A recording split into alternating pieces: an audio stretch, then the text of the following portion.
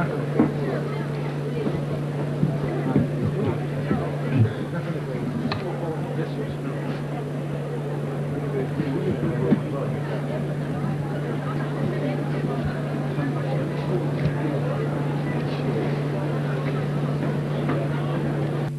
našem proteklom zboru, održanom ovdje, upoznati ste da je pravilima dioničkog društva i statutom predviđena mogućnost da se sastanu svi dioničari Agrokomerca dioničkog društva kada se radi o pitanjima od vitalnog interesa za Agrokomerc kao dioničko društvo u cjelini.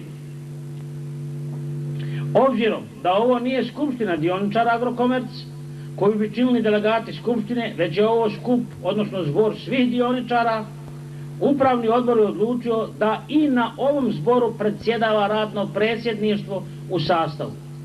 Gospodin Fikret Abdić, predsjednik Upravnog odbora.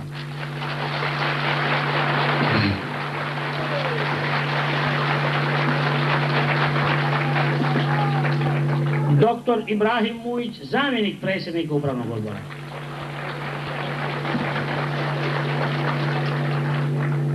Gospodin Munib Bešlagić, gospodin Ekrem Felić kao sekretar skupštine i pridružit će se još i Haseda Čehić kao zapisničar.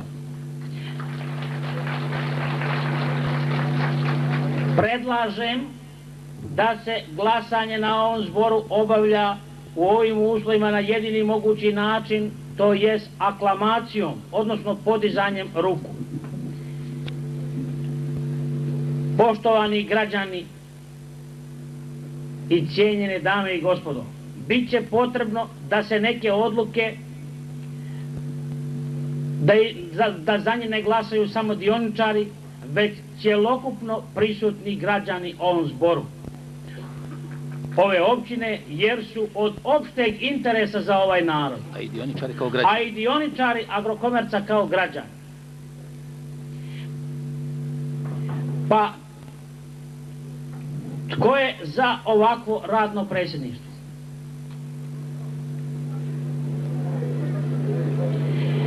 Tko je protiv? Da li ima suzdržanih?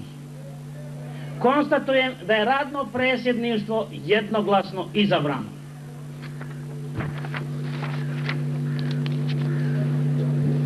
Prema prikupljenim podacima iz radnih jedinica, ovom današnjem zboru prisustvuje 6.997 dioničara Agrokomerca, a koliki tačan broj građana, računajući članove obitelji naših radnika i simpatizera Agrokomerca i druge goste, današnjem zboru prisustvuje, još točno ne znamo, to će vam u toku ovoga zbora saopštiti. Ovome zboru prisustvuju sredstva javnog informiranja, a obećali su svoje prisustvo i općinski čelnici koje smo na ovoj hladnoći čekali sve do sada. Iako smo zbor prolongirali od 10 do 11 sati, njih još nema. Da li će doći, vidjet ćemo.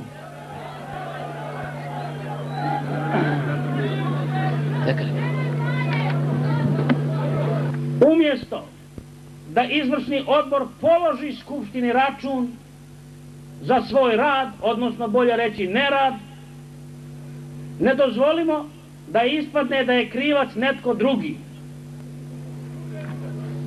Pa predlažem da pređemo na prvu tačku dnevnog reda, a to je izvještaj o rezultatima rasprave na zadnjoj sjednici Skupštine općine. Pa molim gospodina Enu Demirovića kao predsjednika Odbora za zaštitu prava dioničara da izađe za govornicu i podnese ovome zboru izvještaj sa toka sjednice Skupštine općine.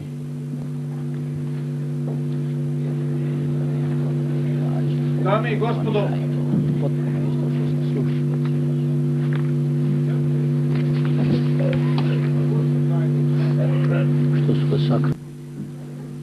od našeg zadnjeg skupa, kako ga sinoć nazva gospodin Ljubijankić, miting, što smo mu rekli da to nije miting, to je potvrda da on što čini i što radi, najmanje radi za ovaj narod. Mi smo se i danas dostojanstveno skupili. U dostojanstvu ćemo i ovaj skup, zbor dioničara i građana završiti i tako razići k svojim kućama. Odbor za zaštitu prava dioničara od zadnjeg zbora zaista se uključio u aktivnosti, u dokazivanju istina o Agrokomercu. Da li smo dokazali, ovom prilikom ćete čuti. Mi smo dvije velike stvari postigli u ovom našem radu, a to je da smo obezbijedili sastanak sa gospodinom Misadom Velažićem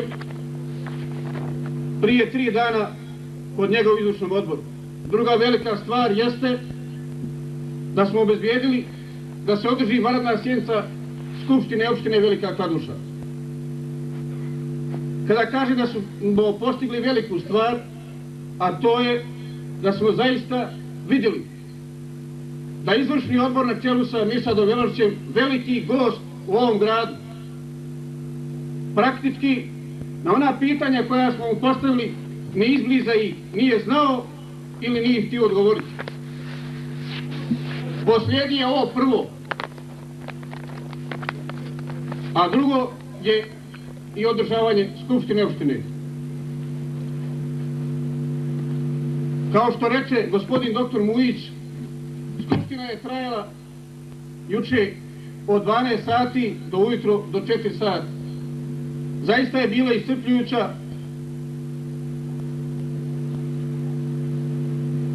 Možda je trebala i da traje do samog zbora. Gospoda iz Skupštine opštine nije imala takvu namjeru i ona je činila čim prije, pa čak i u prvoj pauzi, kada je došao na tu skupštinu gospodin Irfan Ljubijankić, da tu i sjednicu i prekine. Išao je tim metodama da isprovocira dioničar. Odbor za zaštitu prava nije se dozvolio da se isprovocira. Ja moram ovom prilikom da kažem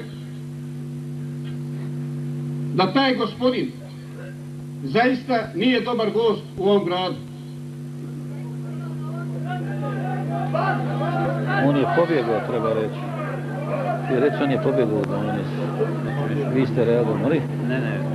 Sve što je sino činio je da se stavi na leđa Odboru zaštitu prava, da izmanipuliše njemu poznate ciljeve, da se prekine Skupština, da smo mi pod pritiskom to učinili i tako dalje i tako dalje. I nema diskutanta kojeg nije provocirao. I po našoj procjeni Odbora za zaštitu prava, to je najveća opasnost ovog regiona, zajedno sa Misadom Velažićem i njihovom klijentelom.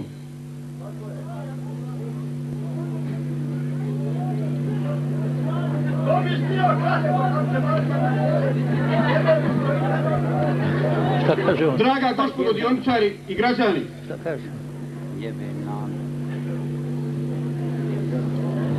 sam tok sjednice zaista je bio iscrpljujući. Na postavljena pitanja i svih ovih zaključaka koje smo izglasali na prošlom našem zboru, zaista nisu ni htjeli da se uključe u tu raspravu. Izbjegavali su na svaki mogući način. Najveći odgovori su trajali sekundu, eventualno 2. To su neistine i to su laži. Istine su sve ovim zaključcima, a to potvrđuje i današnji veličanstveni zbor. Gospodin iz izvršnog odbora je stalo zaista do vlasti. Ona ne želi da čuje narod, ne želi da čuje istinu. Radi po svojim metodama, njima poznatim, a narodu nepoznatim. Narod je tu gospodu birao da radi u ime naroda. Oni rade sve protiv naroda.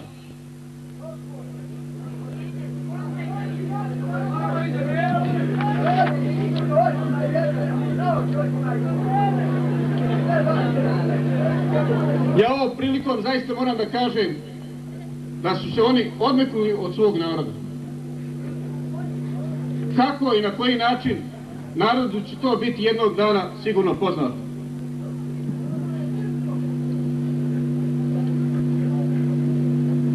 Draga gospodo Diončari i građani,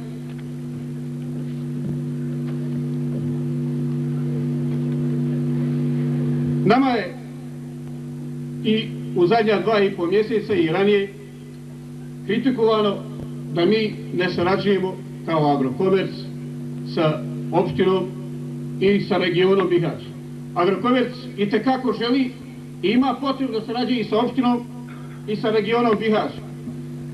Mi i danas pozivamo i opštinu Bihać da sarađujemo, ali ne sa gospodinom Ifanom Ljubijankićem. Zašto? Neka to Bihać sam kaže. Taj gospodin prijeti grabežom, da će nas poslati na grabež.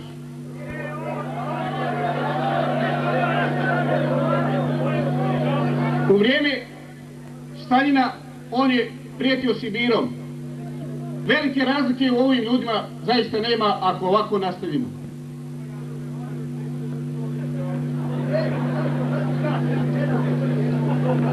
Sinoćni tok Skupštine opštine je zaista i dokazao da gospodin Ljubijankić i gospodin Mirsad Belažić su igraju u jednom timu.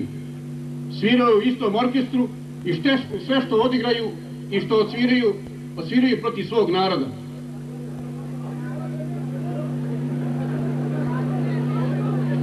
Ja kažem opet da su izbjegavali vješto na sve naše postavljene zaključke sa zadnjeg skupa.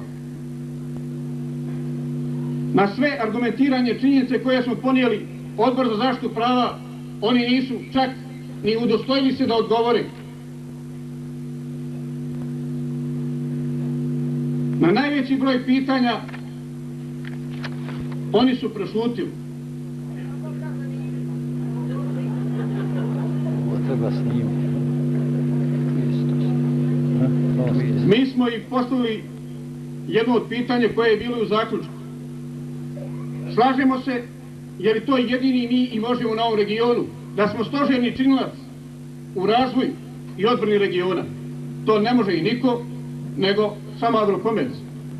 Kada smo postavili to pitanje zašto kroz Agrokomerc, ako ste ga ocijenili takvo, ne idu i ove količine koje vi manipulišete, od goriva, pšenice i ostali roba. Nas je to uredilo iz nekoliko razloga. Gorivo prodavaju, javno preduzeće komunalno ne vrši osnovnu svoju funkciju, odvoz smeća, a u gradu vidimo kakva je situacija. Osnovne škole nemaju grijanja, oni prodavaju gorivo. Na sami dan prodaje goriva oružane snage nisu imale goriva. A moram da kažem da su to gorivo najvećim dijelom prodali za Deutsche Marke.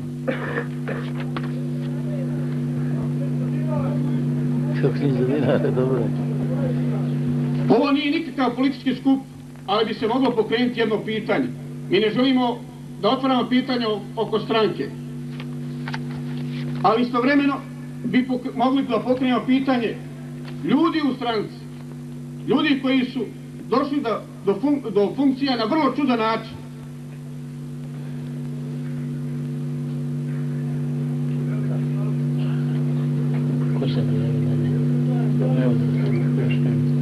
Ja zaista moram da kažem ovom prilikom na našem dogovoru kod Mirsada Ljubijankića. Morali smo se vratiti unazad na 2 godine. To je onaj zbor koji je mogao jedino u Carinskoj krajini da se okupi od 400.000 ljudi. To je onaj zbor koji je donio pobjedu triumfalno stranke Demokratske akcije. To je onaj zbor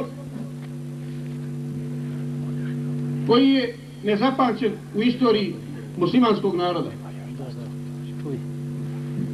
Na tom zboru priključio se stranci Demokratske akcije naš generalni direktor gospodin Fikret Abdić. I istovremeno moram da kažem da je to čovjek koji je donio pobjedu stranke Demokratske akcije.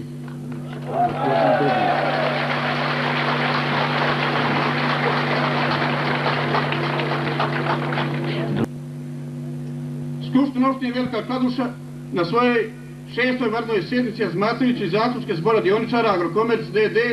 Velika Kladuša sa njegovog sastanka koji je održan 14.11.2022. godine zaključila je da sa radnicima dan 21. na 22.11. zaključila je da sa radnicima dioničarima Agrokomerc d.d. dostave stavovi izvršnog odbora opštine Velika Kladuša prema zaključcima zbora dioničara Agrokomerc i tim povodom donijela sljedeće zaključke. Pod 1. Skupština opštine Velika Kladuša smatra da je Agrokomerc d.d. stožerni činilac u primarnoj poljoprivrednoj proizvodnji, prehrambenoj industriji, tercijalnim kvartalnim djelatnostima na regiji Bihać, te da je zaslužan ekonomski mehanizam, a ne ratni profiter. Pod 2. Jugoslovenski dinar se najduže zadržao na ovim prostorima za nemogućnost dopreme BiH dinara, a razlog tome je komunikacija blokada svih vrsta. Zbog toga je trpjela veliko kladuška privreda, a naročito Agrokomerc. Novčanice sa oznakom AC nemaju nikakve veze sa Agrokomerc, kao što novčanice AC ne mogu asocirati na gospodina AF, na gospodina Fikreta Abdića.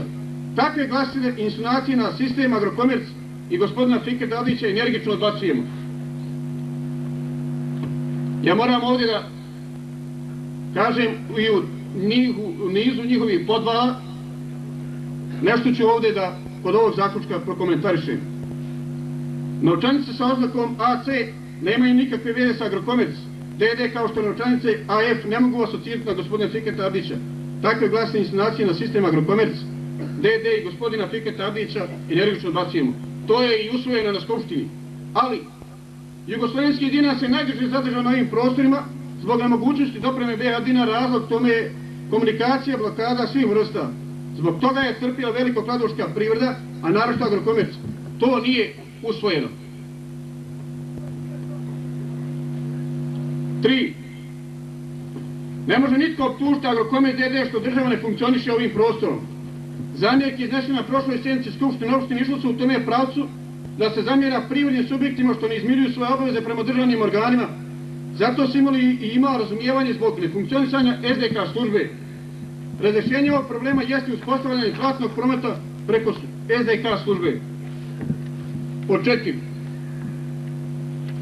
Odbornici Skupštine opštine Velika Kladuša smatraju da nikad nije bilo potrebno jedinstvo u radu, redu, znanju, odgovornosti i poštenju naroda na ovim prostorima, te u tom smislu pozivaju sve građane ove opštine i okruga da učine maksimum truda u stvaranju tog jedinstva, kako se na taj način u prvom redu odbranili od agresije neprijatelja. Ovaj prijedlog, odnosno i zaključak, predložio je Odbor za zaštitu prava radnika Agrokomerc.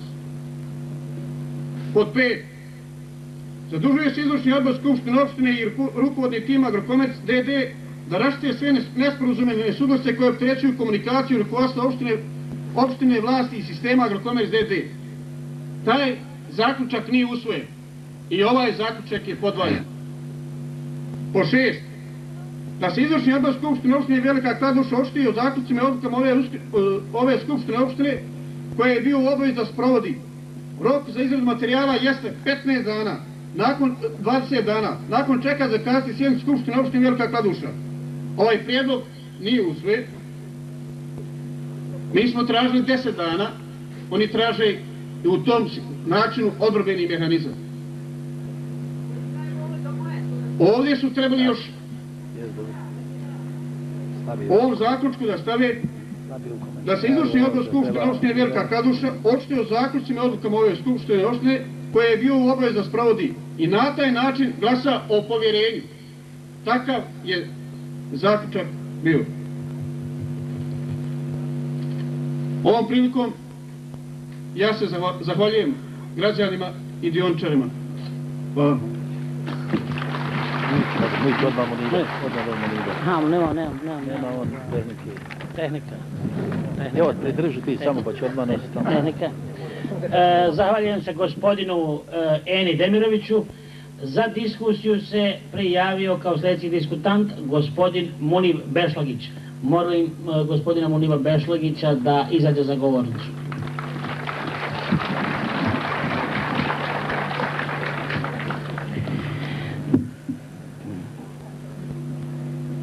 Dame i gospodo, poštovani građani opštine Velika Kladuša, Cazin, Bosanska Krupa i Bihać, jer vjerujem da je veliki broj i sa područja ovih opština simpatizera Agrokomerca i njegovih radnika došli danas ovdje na ovaj skup po kojem bi ja rekao sudbonosni skup ne samo za Agrokomerc nego i za cijelu Bosansku krajinu.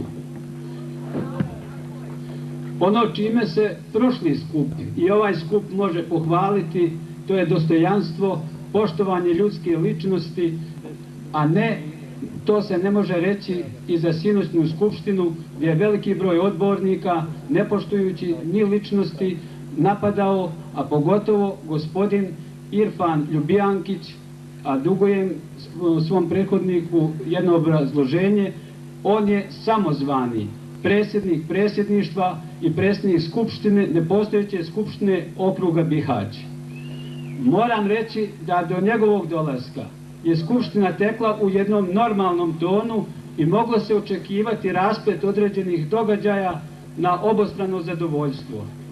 Ali po narudžbi i po scenariju, kakav je samo svojstven onome ko ne može radom, znanjem, poštenjem opravdati ono što obavlja, nego raznim političkim i drugim smicalicama, jer treba biti politički slijep, pa ne primijetiti da je gospodin Mirsad Velađić doveo sebe u pojačanje, da kažem, svog partnera iz skupštine okruga, takozvane, opet moram reći, a poslije se obrazložiti zašto to kažem takozvanog, da bi jednostavno na jedan vrlo nekorektan i, ja bih rekao, neljudski način pokušali da se dezavuišu i Odbor za zaštitu prava građana, a istovremeno i jedan veliki broj delegata koji podržava u svakom slučaju nastojanja Odbora za zaštitu prava Diončara Agrokomerc.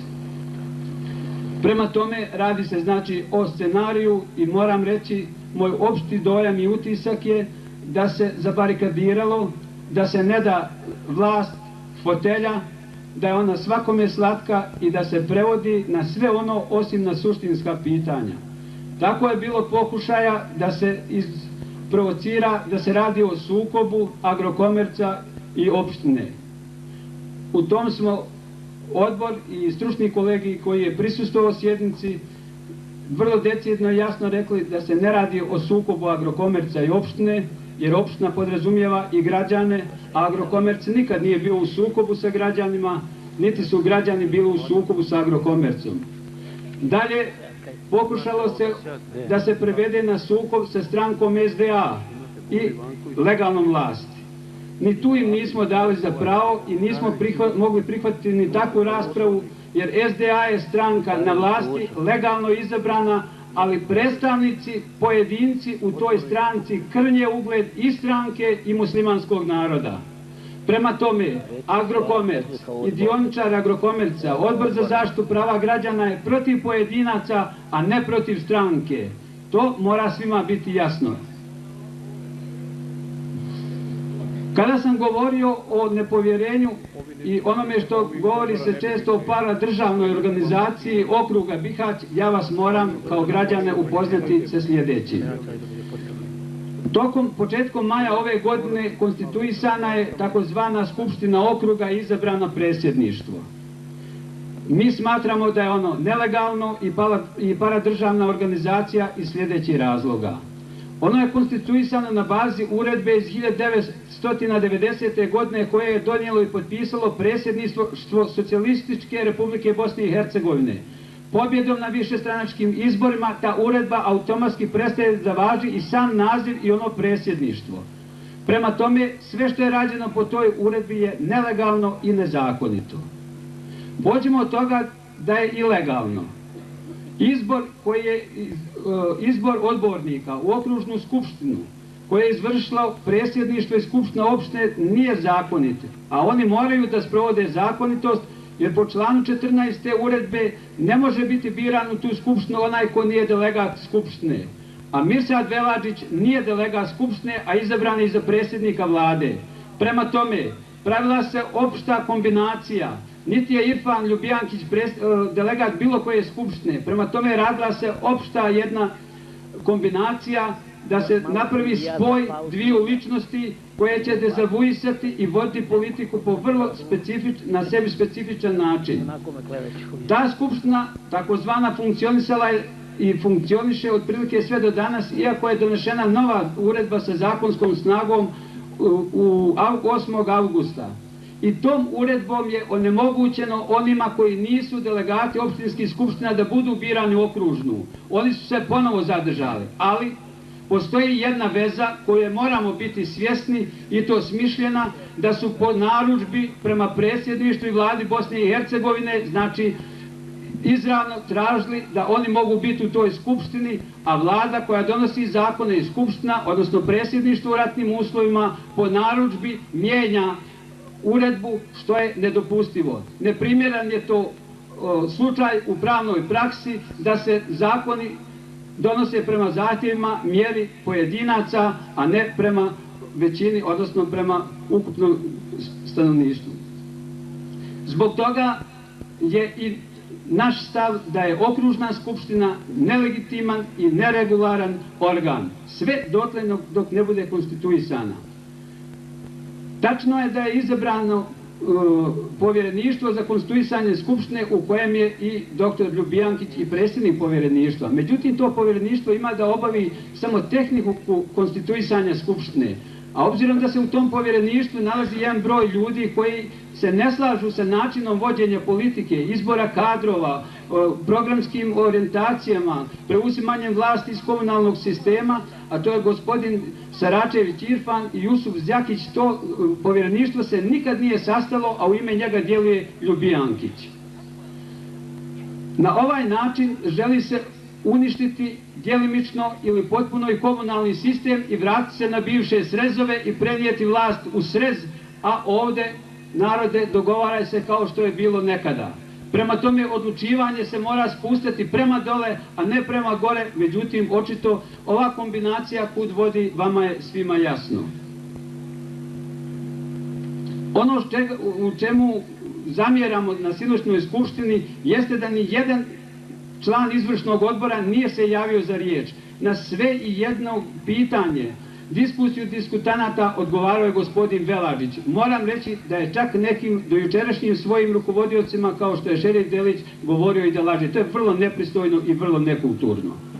Prema tome, radi se o jednom vrlo perfidnom načinu djelovanja koje je neprimjereno ovom trenutku. Ono što su sebi dopustili, čime je i završen, odnosno prekinuta skupština, jeste sljedeće. Da sam jasno i decidno postavio pitanje koja je to opštinska vlada, koja je to okružna vlada, koja je to republička vlada koja ima snage, hrabrosti i moći da ne donese zaključke i sačeka današnji skup preko 20.000 građana. Mi smo njihova izborna baza, a da oni dočekaju da ne donesu odgovore i da se jasno ne očituju na sve zahtjeve dioničara Agrokomerca. Prema tome, gospodin Mirsad Velađić je rekao, ja ću doći na skup i svima objasniti. Evo, vjerovatno, vidite da nije ni došao, a prema tome, sve zavisi kako će skup teći, ali postoje i drugi načini rješenja da se određena prava građana i van ovih institucija rješava. O tome vjerovatno će biti i riječi dalje, međutim, suština je da je skupština prekinuta u 3:30 jutros i ostavi to vrijeme koje moram reći da je opet su ga preinačili, usvojeno je 15 dana, oni su rekli 20 dana da naprave izvještaj o radu i podnesu ga skupštini. To će biti prvi put da izvršni odbor za ove 2 godine podnosi Skupštini izvještaj o svome radu.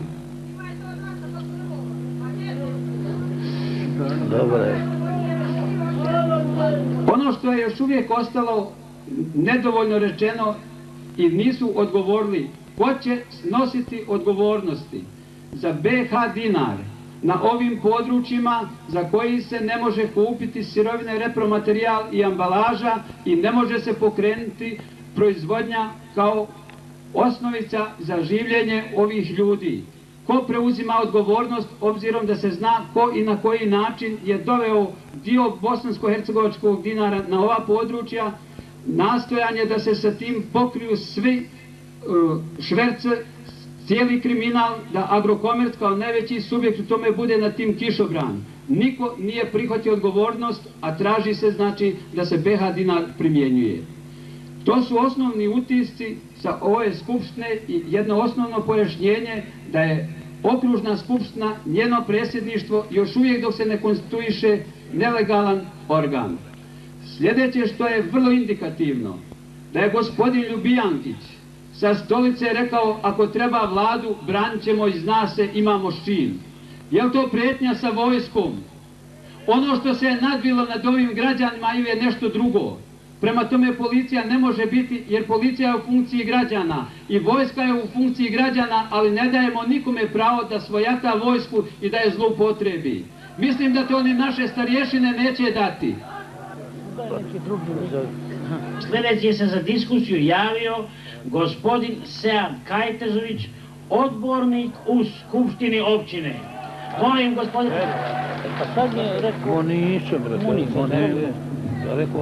Moj narode, vidite gdje smo došli. Jel vidite? Sjećate li se u Foči koji su bili kad sam rekao Merhaba Bosna na sve 4 strane? A gdje je Bosna? Razvališe je oni koji obećaše da će nas odvesti u Švicarsku. Jel tako? Ja, hvala Bogu, odoh od njih, jer i nisam mogao spriješiti, ali nisam ni s njima ni danas, ali ja sam s vama.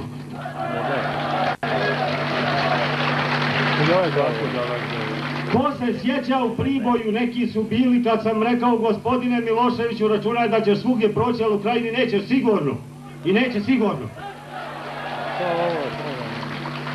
Jer pogledajte, kad je svojevremeno Sarajevski aga rekao Hasanagi Pečkom koji se oduprao Austriji, Hasanaga prekini se borti, mi smo se dogovorili da služimo Austriji, Hasanaga je rekao, ako hoćeš ti da me učiš kako se krsti, ja ću rađe pitati Švabu kako se to radi, ali ti me krstiti nećeš.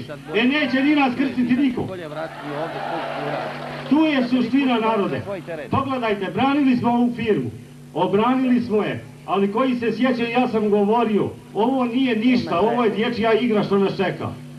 Izvinite, ali ispala je, propaganda je krenula, kaže Sead protiv Fikreta, Sead protiv Agrokomerca, Sead protiv naroda. Ko je Sead da može biti protiv nekoga koga je rodio?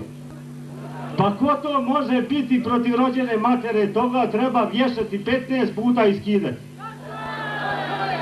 A sad molim vas, gospoda koja je nama pisala zaključke 29.5. vi ste to zaboravili, na čelu s Mirsadom Velarčem kad smo došli iz Beograda, da dođe onih 700 policajaca, sad ste vi to izabrali za vlast, sad držite. Sad držite. Sad molim vas, tu je problem. Gospodom draga, ja sam ipak ušao u skupštinu. Ovi iz odbora ne kažu ko se s njima tuče. Po 24 sata dnevno.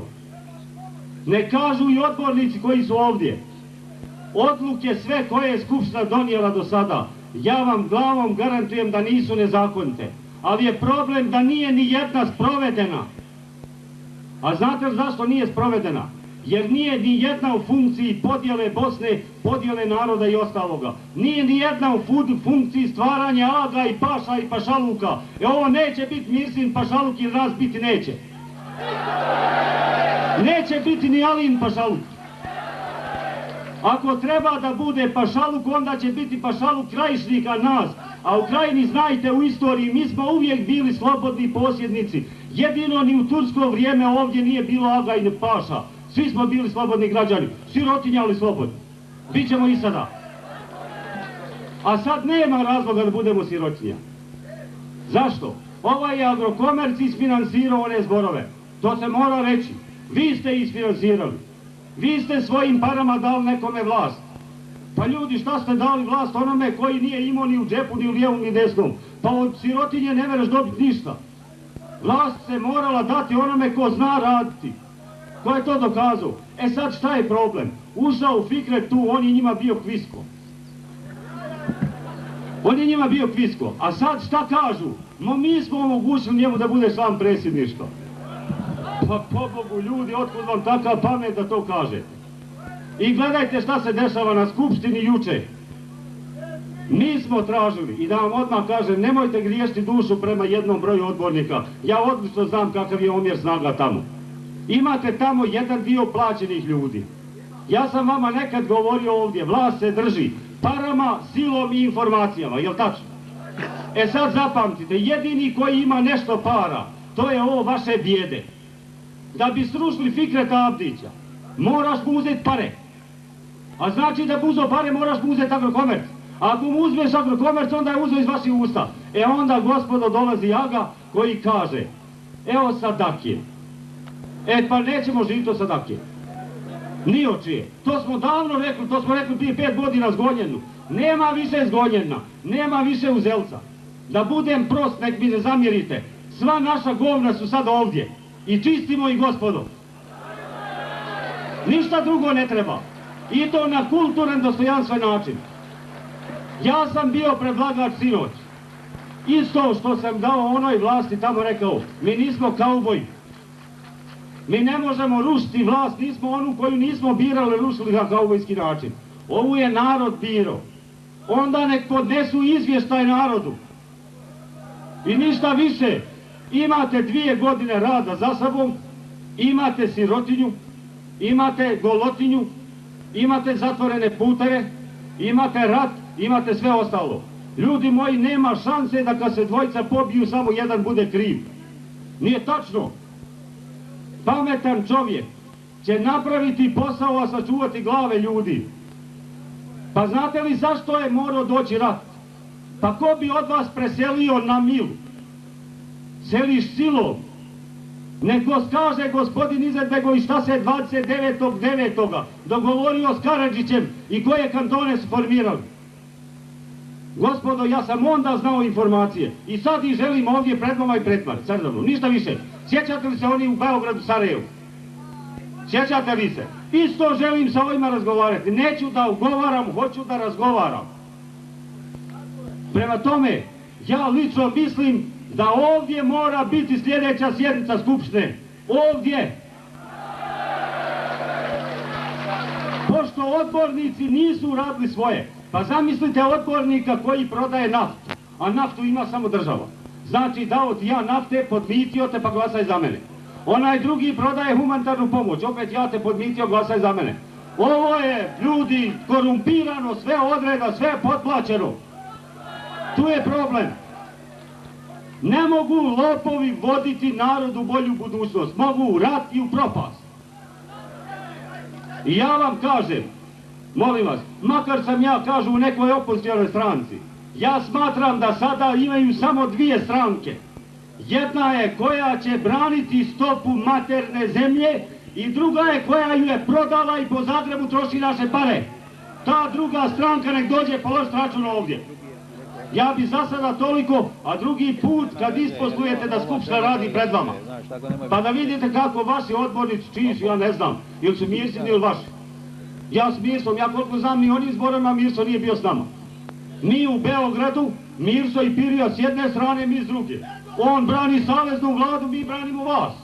Na kraju ja vas izdao, on nije. Pa ako se tako date da se vučete za nos, onda izvolite. Onda hajmo, gospodo, uzeti stvari u svoje ruke. Mora neko shvatiti da ćemo mi doći do Evrope milom ili silom. Milom ako hoće da se dogovorimo, da mu platimo i sve ostalo, ono što je ljudski. Ali nema niko pravo. Ako ne može drugačije, moramo pozvati Ujedinjene narode koji kažu da vodu brigu o nama. Moramo ih pozvati, nek uspostave svoju vlast ovdje, mi smo odmah dio svijeta. Nama i to paše. Trošit ćemo onda dolare, nema nikakvih problema, radit ćemo po Njemačkoj i ostalo. Šta je? A on nama kaže, ne, mi se moramo braniti. Od koga? Jadan je onaj koji se zatvori u svoju kuću i ne da komšiji blizu. Taj je umro, taj je gotov. Mi moramo biti dio svijeta jer to jesmo. Mi smo dio Evrope, mi smo dio Ujedinjenih naroda i mi smo gospodo narod, bosanski narod. Mi činimo Bosnu i Bosnu nam neće niko uzeti. Ali nećemo ni dozvoliti da se ovako rade stvari. Pogledajte, prvo se formira teritorijalna obrana, pa to je podvala. Zašto nije odmah formirao oružane snage Bosne i Hercegovine? I rekao, svi koji su za Bosnu vamo, koji su protiv tamo pa ćemo skući. Ali on formira teritorijalnu obranu, znate zašto? Zato što učestvuje u podjeli Bosne. Pa onda Srbi uzmu svoje, Hrvati uzmu svoje, Alija uzme svoje, sad kaže hajmo se boriti za Bosnu, i onda je gotovo. Onda je gotovo. To je manipulacija. I dalje, da završim sa ovim. Rečeno je, vi se sjećate kad je na Foču napadnuto. Onaj Maksimović, briga mene, ko je on je za mene četnik. Ali on kaže, eto mene u Foču i ošao Boga mi. A Čengiz Boga mi ošao u Tursku. Znaš, a Janović je nego u Zagrebu. 3. i 4. Fikret došao ovdje među svoj narod, da pogine s nama ako treba da pogine. A naša vlast kaže vakije nakije.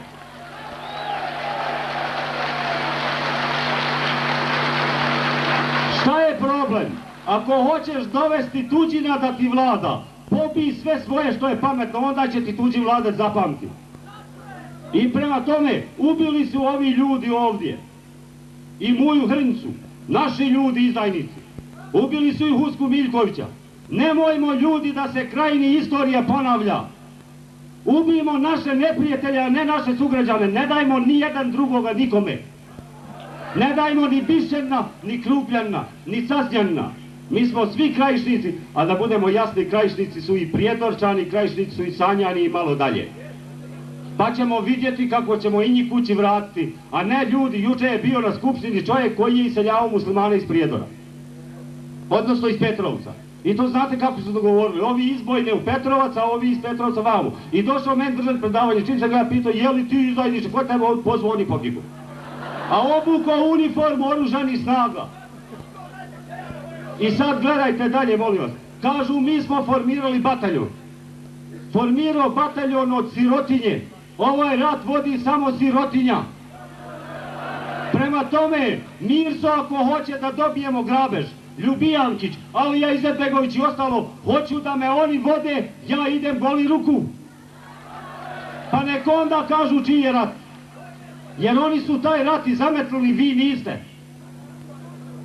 I zato vas molim da budete dostojanstveni, ali jedini pravi zaključak je sljedeća skupština na kojoj vlada mora podnijeti izvještaj. Ne vjerujete odbornicima, ne merete ni vjerovati jer ja sam iz male stranke, mene je vjerovalo samo 2000 ljudi, ovdje 20.000. Prema tome meni nema šta vjerovati. Vi vjerujete onima koje ste birali, sad ni njima ne merete vjerovati. Znači, izvoli Vlado, podnesi meni izvještaj.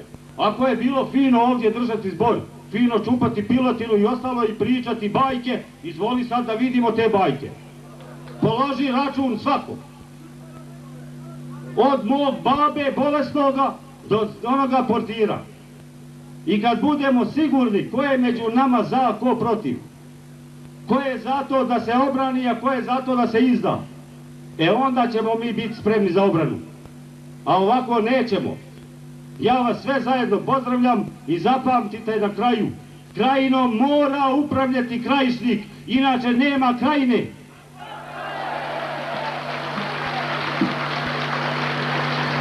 Zahvaljujem se gospodinu Sejadu Kajtezoviću. Sljedeći se za diskusiju javio profesor Asim Dizdarević. Izvolite, profesore Dizdareviću.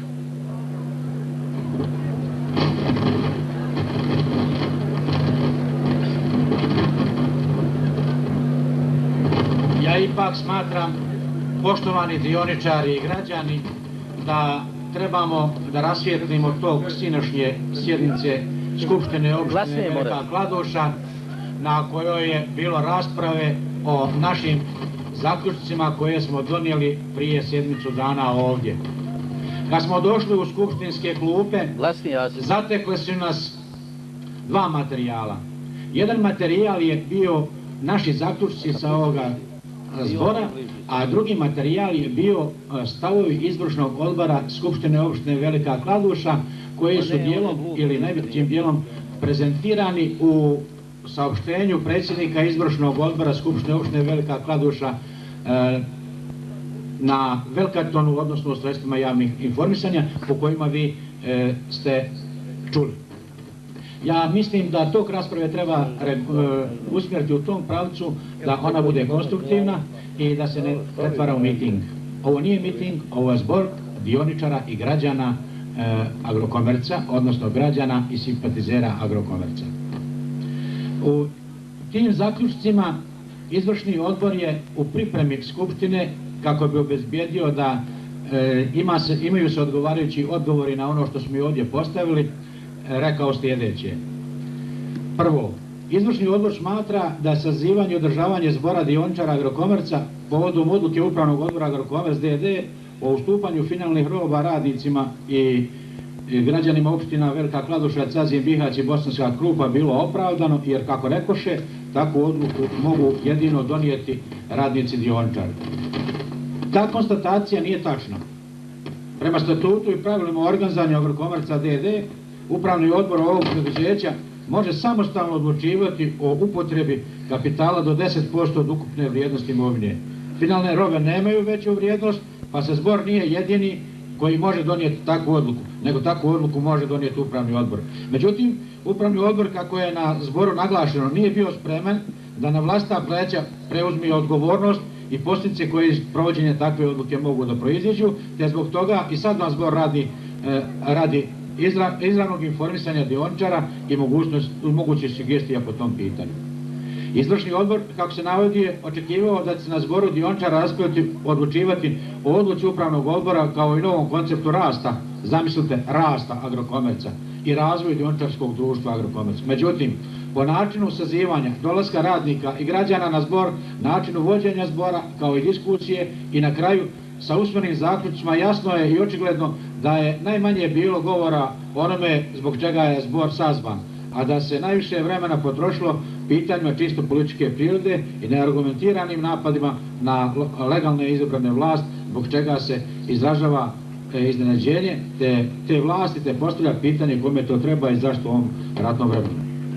Zbor je sazvan imajući u vidu odluku upravnog odbora o poklanjanju Agrokomerca i roba i raspravu na sjednici Skupštine opštine Velika Kladuša održana 7. novembra 1992. godine, što je na početku zbora i u samim zaključcima naglašeno. Sazvan je bez sredstava informisanja, iako dobar dio Agrokomercevih radnika nije angažiran, radnici prevezeni Agrokomercevim autobusima, zaključke nije bilo moguće drugčije nego usmeno iznijeti.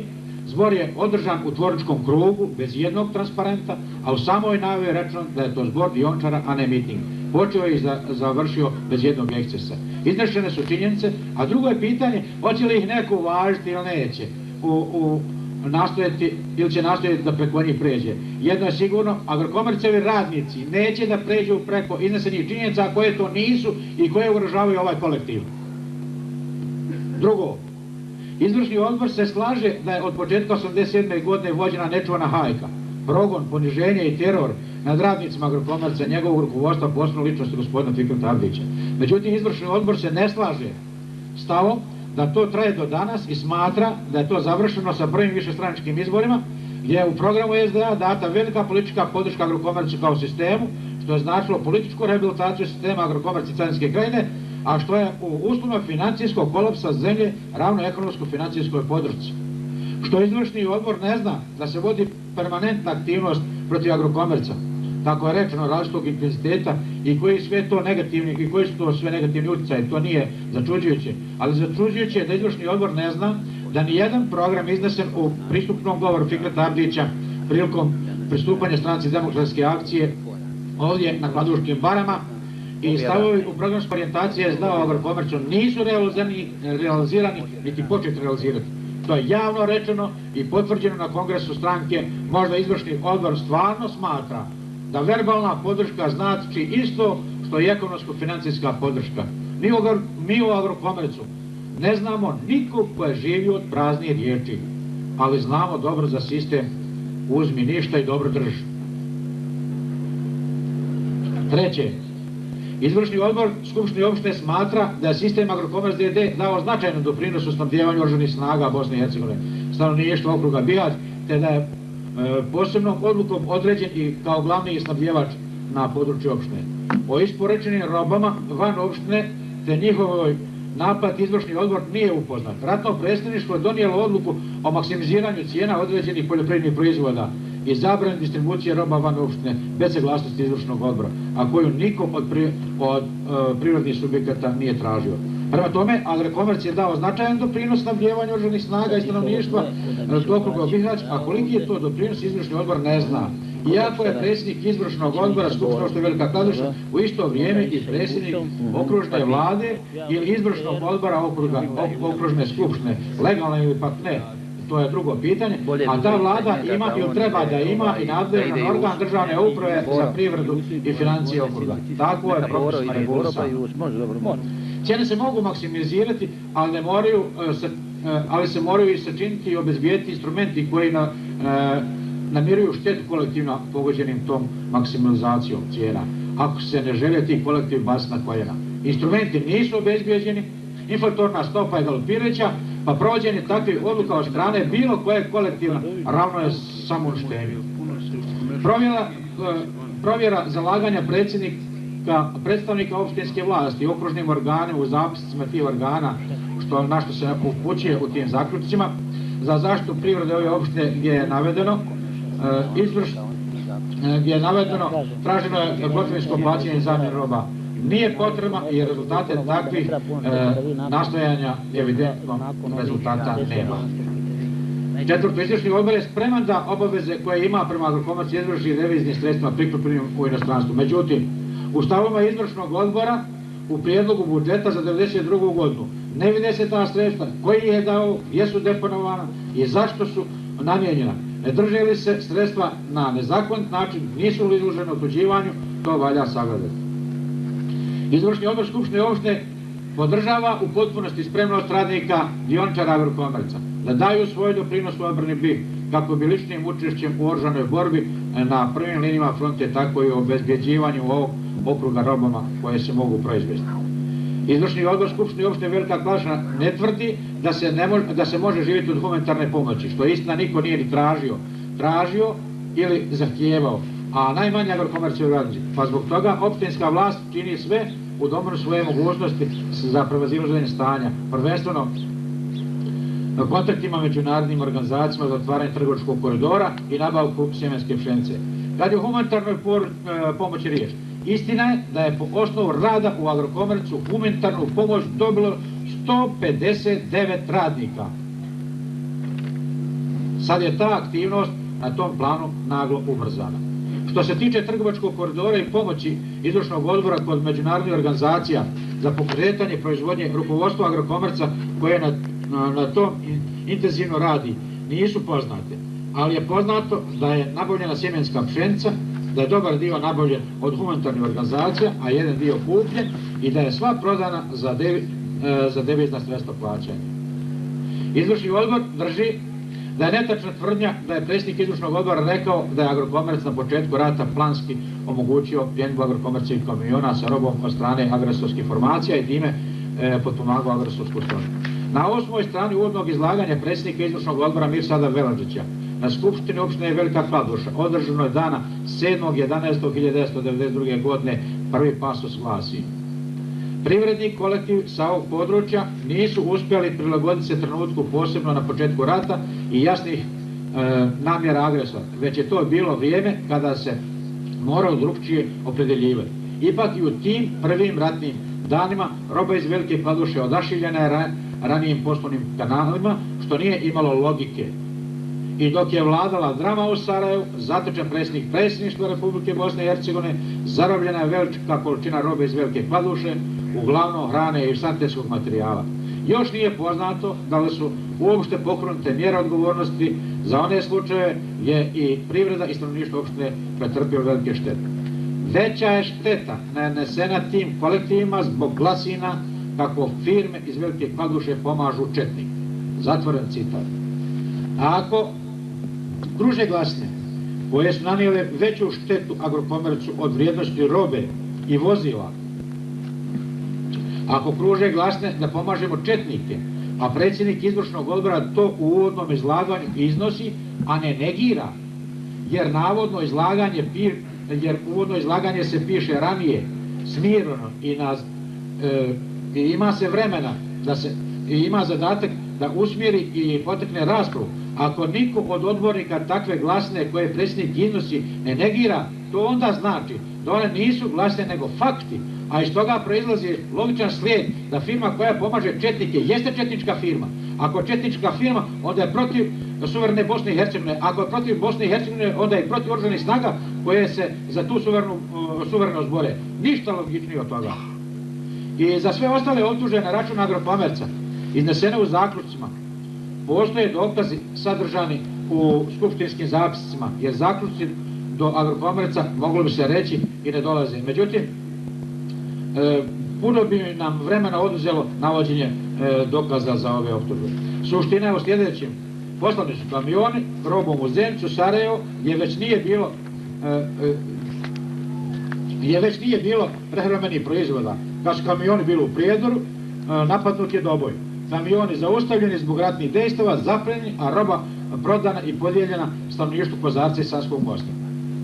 Mi bi smo bili srećni da smo znali vojno-političku situaciju u Srednjoj Bosni. Siguran sam da kamione ne bismo uputili. Te podatke smo trebali dobiti od odgovarajućih državnih organa, a nismo. Nastala šteta, a mi eto potpomažemo četnike. Trebamo da odgovaramo, a državni organi koji su nas zbog prirode posla koji obavljaju trebali upozoriti, nisu mirno spavaju kao i do sada. I na kraju da kažem, mučna rasprava od podne do sutra u 3:30. Ja mislim da izvršni odbor nema volje i snage da ovo sve sagleda i da povuče konkretne poteze. To ćemo morati uraditi zajedno na drugi način. Naravno, o tomu se valja opredijeliti i o tomu valja pametno razmisliti. Hvala vam na strpljenju. Zahvaljujem se gospodinu Asimu Dizdareviću. Sljedeći se za diskusiju javio gospodin Boro Ivanković. Molim gospodina Ivankovića da izađe za govornicu.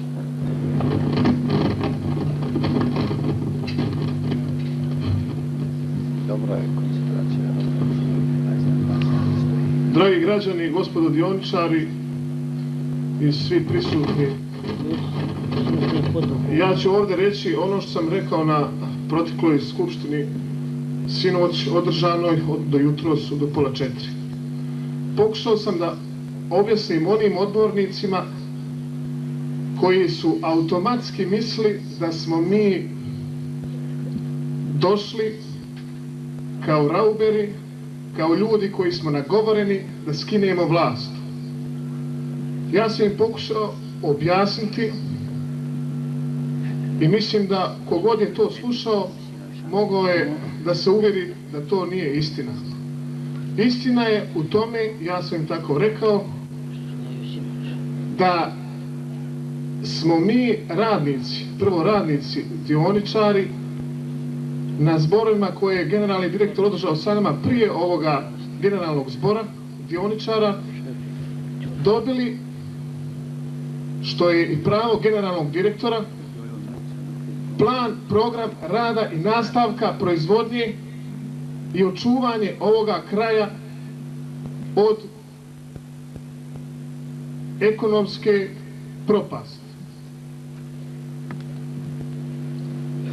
Ja sam rekao da bi, kad je bilo govora o mitingu i zboru dioničara, rekao sam da bi to preraslo u miting da se mi nismo organizovali na kulturan način kao pravi dioničari i kao organizovani, da kažem, organizovani oblik. I zato smo ovdje, i zato nema transparenata, i zato ne prerasta ovaj zbor dioničara u miting. Mi smo radnici dobili program i rečeno nam je, i mi smo to prihvatili. Rečeno je to zboru dioničara svih sa ovoga područja i simpatizera, i mi smo dobili ovlaštenja da to kažemo na skupštini. Dakle, to su naši iskrena želja i mudrost da osjetimo u ovom vremenu, da damo podršku i glas onome u koga vjerujemo i onome ko će nas izvući iz ovakve situacije. Pokušalo se na toj sjednici reći da smo mi bavimo se politikom. Ja sam rekao da nisam ni u jednoj stranci, što više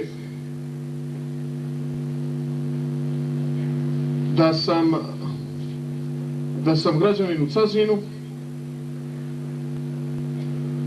Međutim, iz njihovih odgovora je nametnuta nama politika. Politika u kojoj vidimo da se oni ne slažu sa osnovnim, bitnim, ekonomskim i političkim pitanjima opstanka ove regije, Skupštine opštine Velika Kladuša, Cazin, Bihaća, Krupe i tako dalje. To je potvrdio i govor gospodina Irfana Ljubijankića, člana vladajuće stranke. Međutim, mi smo uvedeni u to i sad nam je jasno. I zato kažem da mi dajemo glas i dajemo podršku kao odbor za zaštitu dioničara, ne ulazeći u političke igre. Dajemo glas gospodinu Fikretu Abdiću, zato što nam je on dao smjernice i dao nam način na koji možemo izaći iz ove situacije. I da kažem, iskoristio i ocijenio situaciju u kojoj se nalazimo i rekao da ne može se više ići dalje dok se te stvari ne razjasne. I mi nemamo kome drugom dati glas, jer on je legalni član predsjedništva, generalni direktor koji nam je dao prije ovih zborova sve argumente, rekao nam je šta misli činiti, na koji način, tako dalje.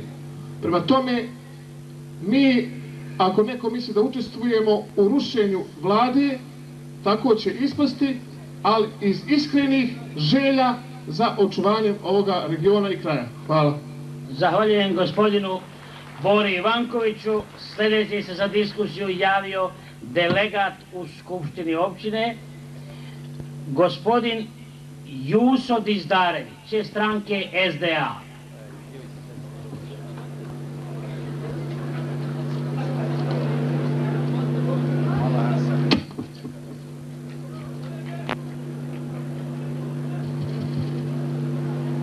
Poštovana gospodo, poštovana velika snago sa sve četiri strane. Teško vas je svi uvidjeti, ali ipak dosta vas se vidi. Ja sam odbornik u Skupštini, čuli ste moje ime i prezime. Ja neću laboratirati ništa, nisam ni pripremio se da čitam, pošto ja imam običaj da čitam, ovdje nema potrebe, ali ću vam samo jednu stvar kazati. Sve ovo kola koje se odvija, već godinu dana se odvija na vašim leđima. Ja sam to primijetio godina dana što se radi oko vas i vašeg predsjednika, odnosno gospodina Fikreta Abdića. Na tom sam ja planu dosta radio i danas radim, ali sam postao i, kako to nazoveš, jedan petokolonaš u Skupštini. To mi nije ni mjesto da budem petokolonaš, nego da budem odbornik. Odnosno, ja sam odbornik ispred svoje mjesne zajednice, ispred pozvista. Jer to mi je moja osnovna baza da mogu biti član te skupštine, kao i vami iz vašeg kolektiva. Šta se dešava?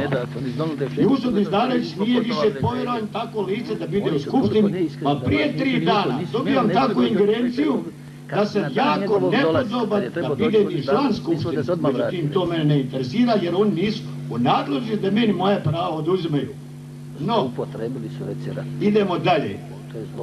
Ja vas nisam nikada ovdje ni zamišljao da ću se na ovakvom skupu razgovarati, nego ja sam s vami razgovarao prije jednog 10-ak ili više godina kad sam vaše vozače i vaše transportere gore na Sjevernom moru kod Libeka, kad sam mnoge kolone sreo, onda sam ja s vami razgovarao, a vas nisam vidio jer sam se osjećao da sam uvijek s vami.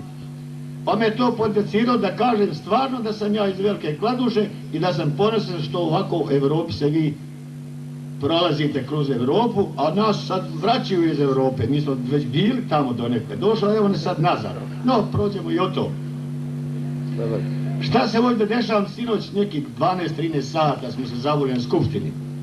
Vjerovali vi ili ne, 15 puta taj isti Mirsad Velačić izlazi na razne replike. Dobro, to on ima pravo. Ali zašto njegovi odbornici plaćeni iz tih njegovih funkcija, odnosno merhameta koji rade i javnim glasinama izlaze da bi se i potukao sa mnom. No, ja sam toliko spreman da kažem, izađite vi van pa će mi se obračunati. Ja nisam odnos Sead Kajtinović, ja ću mora biti to i drugčije uraditi, on znade jezikom, a ja ću, ako treba i fizički. No, to i o to pređe dalje. Ne daj se Jus. Šta hoću s tim da kažem? Da vladajuća stranka, odbornici, normalna stvar, vladajuća stranka, toliko se uvjerili da kažu, ako mi izgubimo Mirsada, da smo mi izgubili i svu vlast. No, to nije tačno. Da li je nam Mirsad vlast ili ste vi? Ili je mene Mirsad biro ili vi? Pa zna se da ste vi. Mirsad se tome neće da pomiri. To on ne popusta. On samo popusta da se formira grupa od 20 ljudi, ja nisam vojni informatičar, pa da kažem kakva ta grupa na Bihaći ili gore na određena mjesta gdje trebaju, pa da on izvrše jedan veći atentat, zapravo jedan masakr, kako se to već u našim povijestima govori, klanje.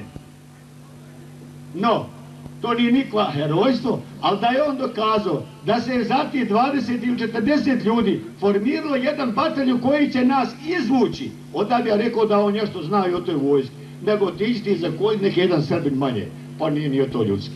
Ko vodi kolje, od noža će i umreti.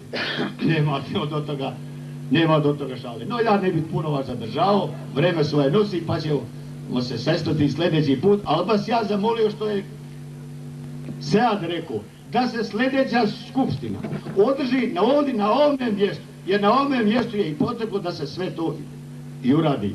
I ja bih molio sve prisutne da pohvalite onaj njegov glas i da ga prijavite da se skupština se zove ovdje na određenom mjestu. Hvala lijepo.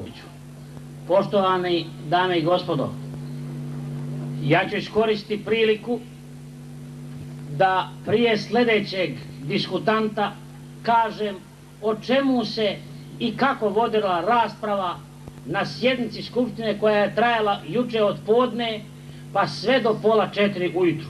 I o čemu smo mi to i kako raspravljali i zašto smo se mi na toj sjednici zalagali. Respektujući vaše strpljenje, izneću samo najbitnije stvari i kako su na to reagirali organi izvršne vlasti u skupštini opštine. Na moje direktno upozorenje da suspenzija ju dinara i uvođenje BH dinara, da je upravni odbor doveden praktički pred čin hoće li biti Agrokomerc ili ga uopšte neće biti, jer niti za ju dinar, a niti za BH dinar ne možemo kupiti repromaterijale za pokretanje proizvodnje kad se otvori koridor. Pitao sam ih, tko će preuzeti na sebe odgovornost za zaustavljanje proizvodnje i sudbinu svih ovih radnika i njihovih porodica. Svake funkcije su prolazne, gospodo, a ovaj Agrokomerc, on treba da bude vječit i za nas, i za našu djecu, i za naše unuke. Na to su ostali nijemi, nisu rekli ništa.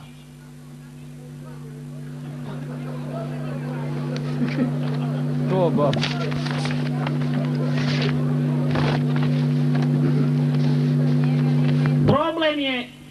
poštovana gospodo, u tome što mi imamo svoju glavu da njome mislimo i imamo svoje oči da njima gledamo, pa nam postaje jasno da sa ove regije gdje je najveća koncentracija muslimana u BiH nema niti jednog našeg predstavnika, odnosno našeg čovjeka u vladi Republike Bosne i Hercegovine. Sa ove regije nema ni jednog ministra, nema ni jednog direktora banke u Sarajevu, nema ni jednog direktora SDK u Sarajevu, nema ni jednog guvernera Narodne banke ili direktora Privredne komore. Odavde nema ni jednog čovjeka koji je u konzulatu ili ambasadi. Jer to znači da je ovaj narod stvarno toliko glup? Ne, gospodo. Mi imamo samo jednog predstavnika gore u predsjedništvu BiH, gospodina Fikreta Abdića, ali samo zbog toga što im je trebao da bi tu vlast dobili. Inače im ne treba ni on. Oni bi ga sad najrađe riješili.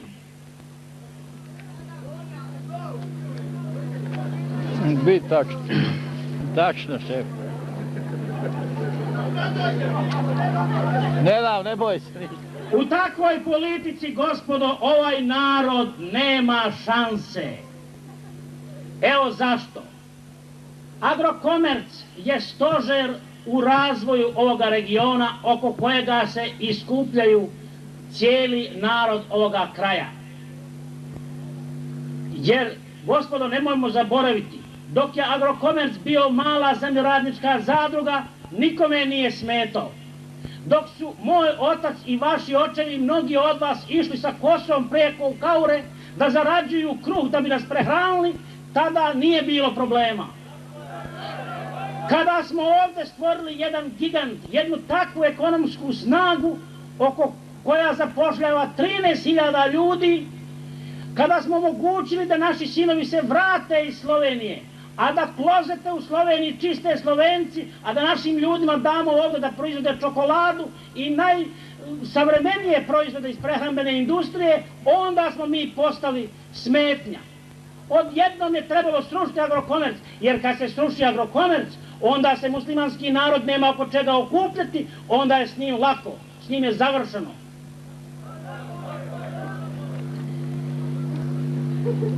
To su gospoda htjela učiniti 87. godine, to hoće da učine i sada. Nije im to ni tada do duše pošlo za rukom, ne može poći ni sada.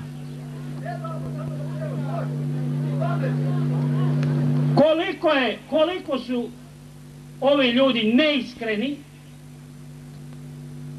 govori i podatak da je ratno predsjedništvo Skupštine opštine Velika Kladuša smijenilo generalnog direktora gospodina Fikreta Abdića 26. augusta ove godine i na njegovo mjesto postavila gospodina Asima Kajtazovića.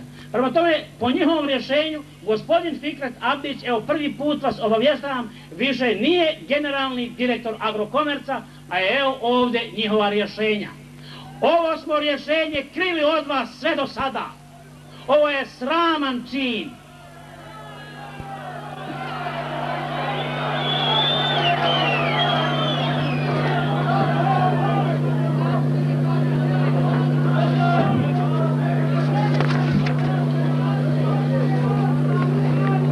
Jer, gospodo, mi sa Fikretom Abdićem na čelu u Agrokomercu jedino imamo neke šanse. Bez njega u ovoj situaciji, budite ubijeđeni, vrlo male ili nikakve. Odbornici u Skupštini općine znaju samo istinu koju im općinsko rukovodstvo priča i tu je ključ nesporazuma.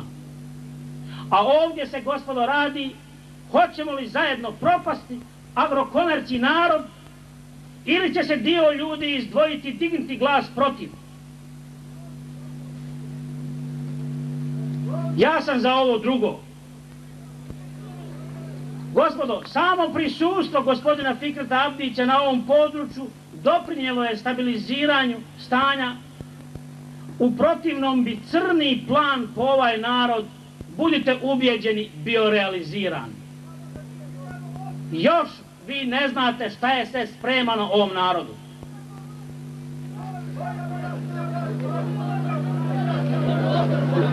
Istupi predstavnika vlasti na zadnjim sjednicama Skupštine općine, pa i na sinoćnoj, odnosno jučerašnjoj sjednici Skupštine općine, u raspravama o zaključcima sa ovoga zbora, ne potpomaže, već otežava organizaciju proizvodnje, prometa i usluga u Agrokomercu dioničkom društvu, pa to rezultira i ovim zborom. Rečeno im je, gospodo, radnici Agrokomerca, dioničari, nemaju povjerenja u takvu vlast i traže njihovu smjenu. To sam im eksplicite rekao.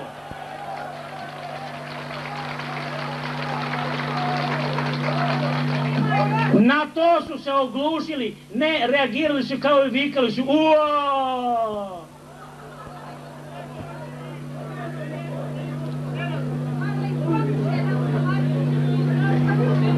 Nekritičnost po ovim pitanjima, što se vidi iz zaključaka sa sjednice izvršnog odbora i zaključaka sa jučerašnje sjednice Skupštine općine, oko direktne uloge izvršnog odbora u dovođenju ovog kolektiva, a time i naroda ovoga kraja, u najnepovoljnije uslove u kojima je ikad bio.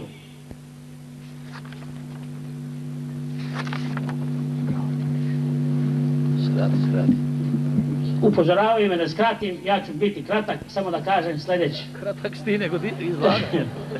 Izlaganje. Kratak i onako. Traže, gospodo, da se protiv mene pokrene krivična odgovornost zbog načina vođenja prošlog zbora. Ja sam rekao, mislim da bi bilo dobro da se protiv mene pokrene krivična odgovornost, jer to podrazumijeva u pravnoj državi za kakvu se mi zalažemo, poziv na odgovornost i svih čelnika vladajuće stranke SDA, koji su na najvećem skupu SDA u istoriji ovog naroda, koji je održan 15.9.1990. godine u Kladuši, dali javno obećanje da će poduprijeti Agrokomercu u njegovom oporavku, a sad se vidi šta rade oko Agrokomerca, jer se on nastoji potpuno uništiti. Sjetite se, gospodo, obećanja dati na tim skupovima, da ćemo biti uvedeni u Europu, ali tada nije bilo rečeno da ćemo u Europu biti uvedeni preko plavih šljemova, preko humanitarnih organizacija, preko bijede, preko gladi, preko siromaštva. A mi iz Agrokomerca dobro znamo i davno smo naučili da smo dio svjetskih proizvođača, a svijet cijeni samo onoga ko zna raditi i tko se umije brinuti sam o sebi i obezbijediti drugima interes da sa njim radi. Ja vam se zahvaljujem na pažnji.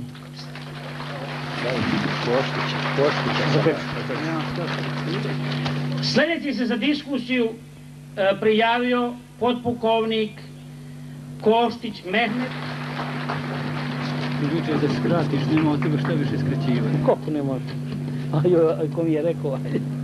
Dame i gospodo, dragi narode, ja sam izuzetno počašćen što mogu ponovo da vam se obratim, ali onaj prošli put zamalo da me stane glave. Vi znate šta se dešavalo nakon tog mog obraćanja vama. Ja zaista nisam imao nikakvu krivu namjeru, inače u životu sve što sam radio sam pošteno, savjesno i odgovorno i nisam nikad ništa radio u rukavicama. Otvoreno ljudima govorio u oči, tako sam to činio i tada, sa dobrom namjerom, međutim to se zloupotrebilo. Meni je to bilo jako dobro i ta smjena koja je bila po kratkom postupku, a i vama svima da shvatite s kime imamo posla. Nažalost, iako sam ja došao po nekima kasno, ja sam vrlo brzo shvatio koji su ljudi i gdje sjede, šta rade i čime se bave i šta žele da učine. To mi je mana što sam procijenio, sve konce povezao i procijenio situaciju šta mi je činiti. Nisam im dozvolio da me udalje od naroda, da me udalje od boraca, jer ja sam došao iskreno da odradim svoj posao, da bude što manje žrtava, jer dolazeći do ličnih ciljeva preko žrtava ja ne priznajem. Prema tome, ja sam svakom rekao svoje mišljenje i zalaganje kako treba da se organizujemo i u sistemu odbrane, pa i ovim drugim pitanjima. Od samog dolaska kad su mi dopustili nakon, da kažem, pismenih ovako zahtjeva da naš predstavnik komande bude prisutan u ratnom predsjedništvu i radu skupštine opštine, od prvog tog nastupa pa i dalje mi smo i pismeno i usmeno tražili da se neke stvari riješe. Nisu nam htjeli ni odgovoriti. Čak su mene nakon 5. i 6. put pozvali, ja sam to zvao, na odgovornost. Rekao, zašto? Kad ja vama iskreno želim da pomognem, a ne da vam odmognem. A vi mene odmah odbacujete. Ja sam tad procijenio da sam ja tu višak i odmah sam im rekao, ako vi smatrate da sam ja višak, ja ću otići. Nema nikakvih problema, jer se ja u životu nikad nisam borio ni za vlast, ni za kakvu fotelju, ni za komandu. Prema tome, situacija je nalagala da ja prihvatim tu dužnost i ja sam to iz obaveze prema svima vama, a borcima posebno prihvatio. Prema tome, nisam ja to prihvatio radi njih. I to sam ja i pismeno obrazlagao kad su me smijenili, zašto je to učinjeno. Ja nisam kriv što sam takav, iskren, pošten i svakom kažem u lice što mislim. To sam rekao i komandantu, međutim nisam znao da nije on komandant sinoć na sjednici, 3. sjednici, a ja sam aktivno učestvovao na oba dvije. Shvatio sam da je komandant ovog čitavog kraja Irfan Ljubijankić. Jer je nakon moje diskusije kao oprljen skočio i odmah mi je rekao, kaže, potpukovniče, vojni stručnjače, ja ću tebi obezbijediti mjesto na grabežu. Ne samo meni, nego i mom kolegi Đedoviću i svima onima koji su bili protiv takvog načina rada i upravljanja ljudima.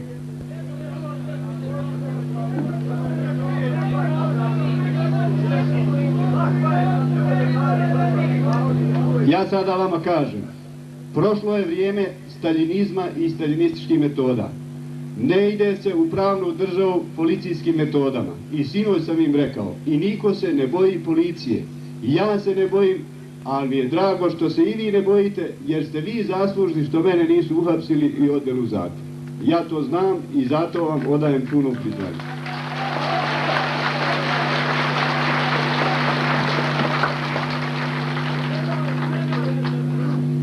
Pošto nisam bio prihvaćen u zvanične vlasti, a to je činjenica, to iz pismenih zahtjeva se može vidjeti, meni je bila izuzetna čast i dugo sam čekao trenutak, iako sam znao da će na ove prostore doći član vrhovne komande, da ga lično upoznam, jer nisam imao prilike do tada sa njim ni da razgovaram. I nakon prvog razgovora, ja sam ljudima oko sebe rekao da sam ja 25 godina uzalud radio i da bi više volio da sam 1 godinu radio sa članom vrhovne komande Fikretom Adićem nego što sam ovih 25 godina potrošio. To vam kažem iskreno i pošteno.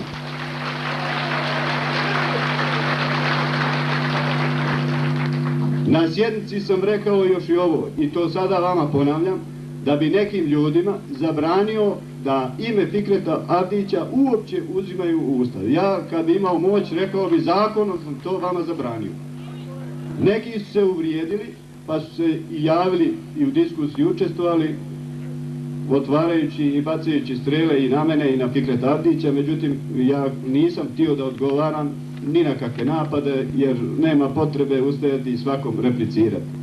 Jedino sam bio spreman, to mi je velika greška, da se i lično obračunam sinoć sa Irfanom Ljubijankićem i onda me upozorio Ilija Perković i kaže vi ste smiren čovjek, šta mi odjednom rekao, toliko me da vam kažem iznervirao da bi bio fizički da se s njim obračunam, ne treba više ovako jer ja sam njemu rekao, ja nisam pričao o hirurgiji, nego sam pričao o vojsci, a ti nemaš sa vojskom nikakve veze, iako si nažalost na čelu i diriguješ gore, a ljudi bez potrebe ginu.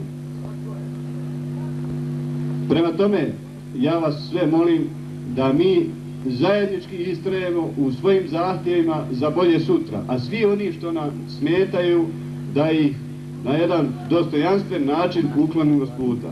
Hvala vam. Dame i gospodo, najavljujem sljedećeg diskutanta, to je gospodin Fikret Abdić, predsjednik Upravnog odbora i član predsjedništva Republike Bosne i Hercegovine.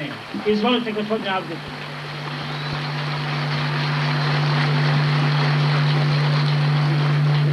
Poštovani građani, uvaženi dioničari, ne kažem slučajno prvo građani, a onda dioničari.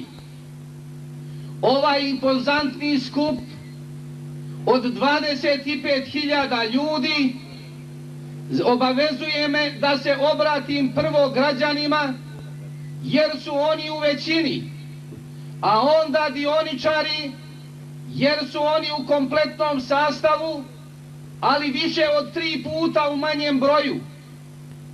Ovo ni u kom slučaju ne može umanjiti značaj i ulogu dioničara.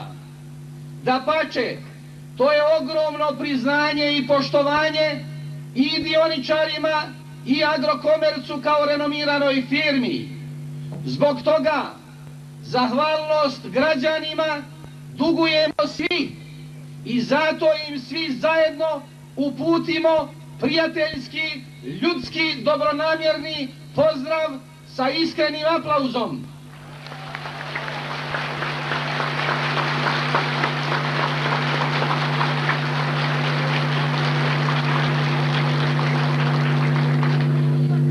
Osim toga, osjećam potrebu da kod vas stvorim jedno novo uvjerenje, a ne ono koje sam osjetio na početku ovog skupa, da je ovo naš poraz, jer Skupština općine nije završila svoj rad i nije pružila adekvatnu ozbiljnost argumentima koje smo joj dali i očitovala se ovde pred ovom masom, sada ne više samo dioničara, nego kompletnog svog biračkog tijela. Ovo je nova pobjeda i u ime te pobjede čestitam i vama i sebi.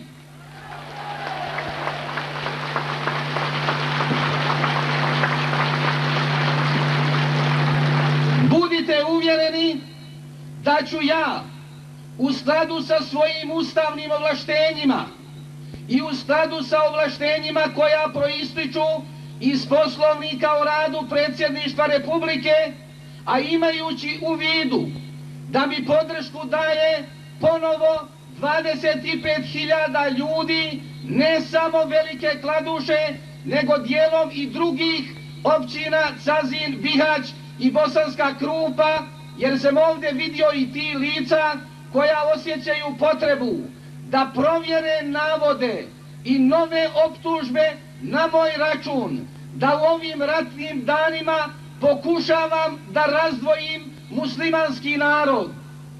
Ja homogeniziram muslimanski narod. Ja pozivam muslimanski narod i sve građane ove i susjednih općina da otvorenim očima gledaju u svoje i probleme i rezultate. Da mi to iskonski slijedimo, najbolje potvrđuje ovaj skup. Svi mi znamo da možemo uspješno završiti ovaj zbor, ali znamo da se neki luđak može sjetiti da pošalje ili doveze avion i baci bombu i da ovdje mi okončamo, ali mi smo spremni da i živote svoje damo, ali da istine ovom kraju i ovim ljudima dopru do svijeta na pravi način, a ne na lažan način.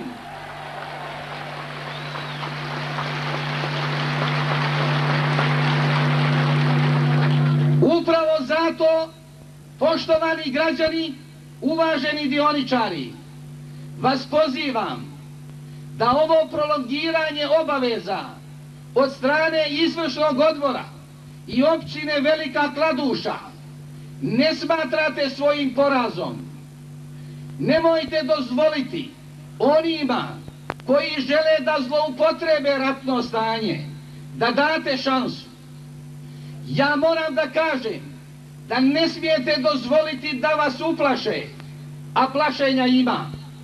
Zato nije ni slučajno što sam ja u stožeru Agrokomerca, u prehrambenoj industriji, pred 1800 ljudi rekao: ja sam 1987. godine ustao protiv policijalizacije Bosne i Hercegovine, ali jednako sada i sa većom snagom, iako član Vrhovne komande i član predsjedniča Republike, dižem svoj glas protiv vojne diktature, koju, kako ste vidjeli, neki žele da proture.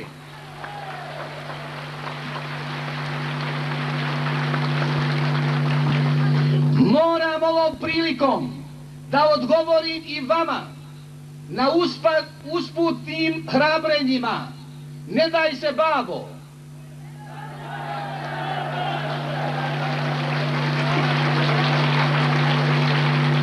Ne mislite da je bilo ko u stanju da me uplaši. Ako sam bio u stanju 87. godine u SUP-u zloglasnom da kažem: sve ću ja vas smijeniti odavde iz zatvora. Rekli su mi da neću moći jer ću govoriti na sudu samo 2 sata. Rekao sam im: nemate pojma koliko ću ja ne sati, ne dana, ne mjeseci, već godina govoriti na sudu i vi ne znate kakvo srce kuca u mojim grudima. Zato svima poručujem ponovo: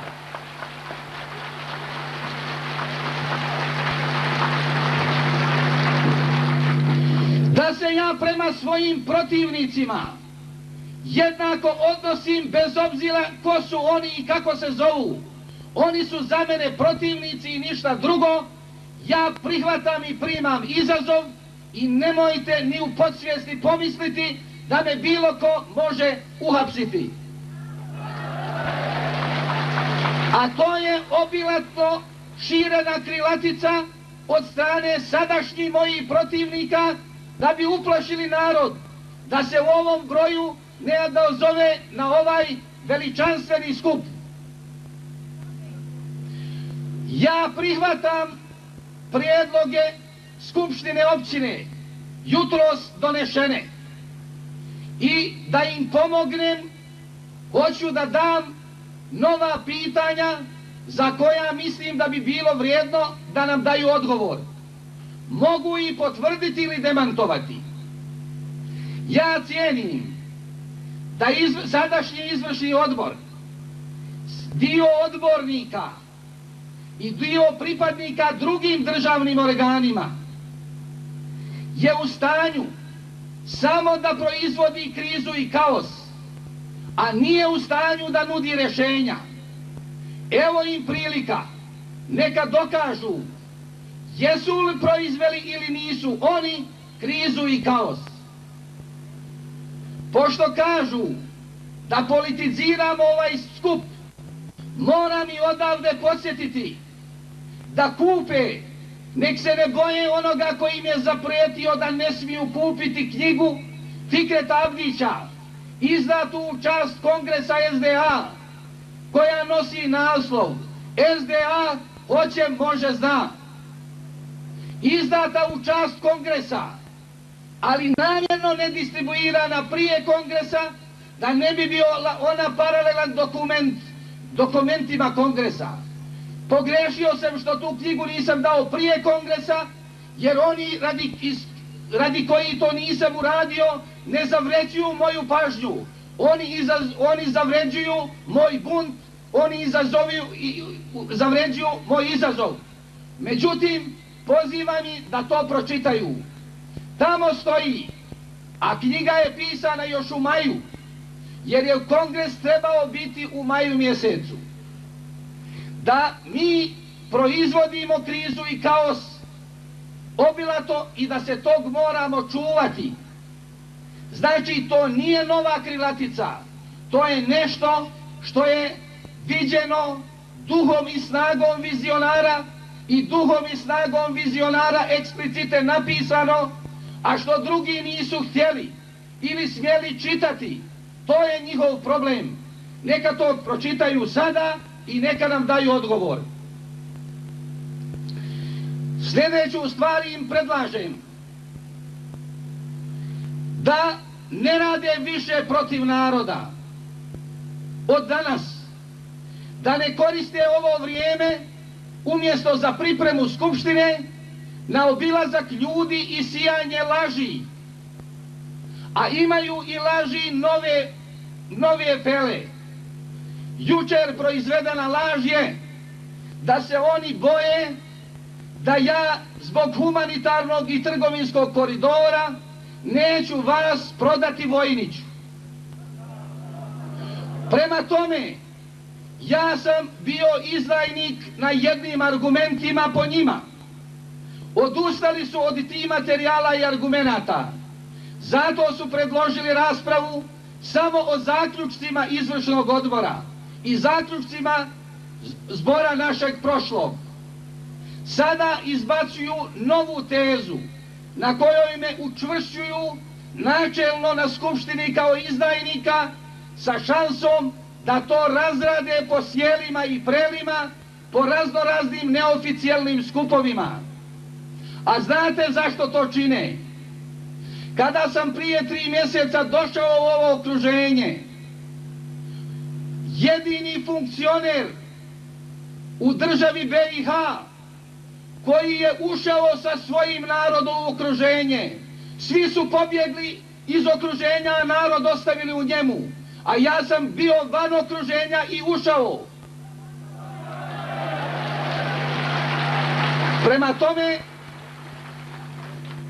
tad su govorili, pa vidite li vi da je on lud? On zagovara koridore, dakle ono što je sada stvarnost. To nije moguće, ovo je rat. Pošto je to sada moguće, onda nude narodu. Jesu on to dobio, ali nas je već malo prodao i dok dođe trgovinski koridor u cijelosti će nas prodati Vojniću. Pa to je apsurd, to je zločin, to se ne smije i ne može tolerisati i to moraju s mjesta zaboraviti. U to ime vas pozivam da me ili podržite ili demantujete. Prvo tražim podršku.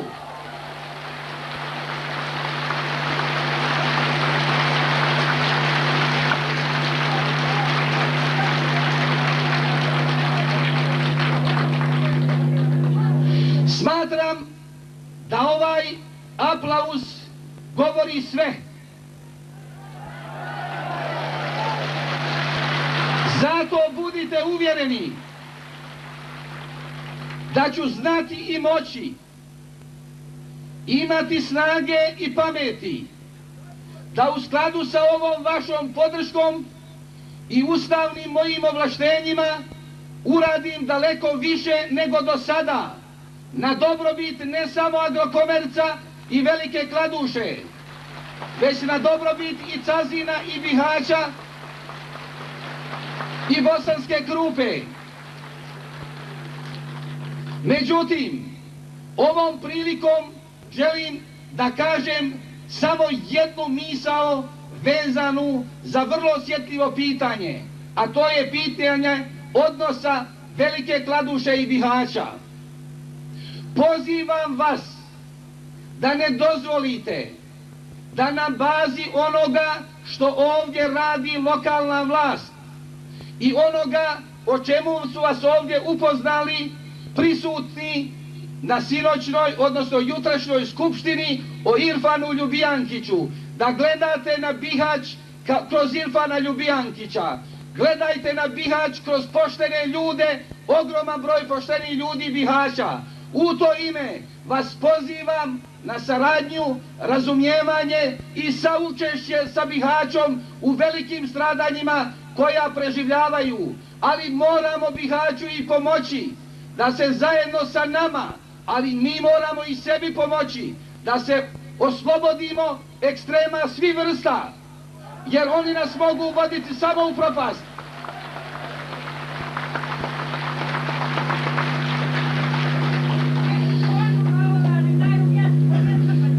Dužan sam da vas pozovem, da upozorimo državu BiH, njeno predsjedništvo, vladu, da s mjesta prekinu donositi odluke na bazi informacija koje primaju od Mirsada Velačića i Irfana Ljubijankića kao dviju personifikacija velikog kladuškog i bihaćkog naroda, odnosno građana.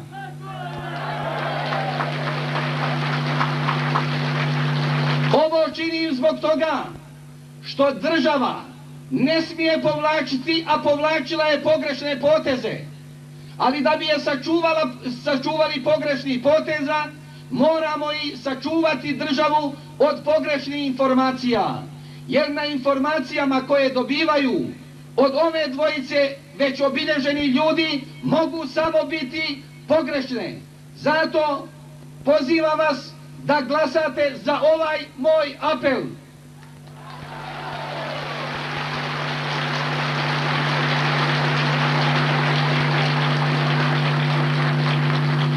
Pošto ovaj aplauz smatram svojom sljedećom podrškom, osjećam obavezu da uputimo i sljedeći prijedlog svim onima koji učestvuju u kadrovskim kombinatorikama, da s mjesta prekinu dosadašnji način postavljenja ljudi, dok ne završimo ovaj rad i ne utvrdimo kadrovsku politiku koja vredi za ovaj, prije svega ovu općinu, a zatim za druge općine Bihaćkog regiona.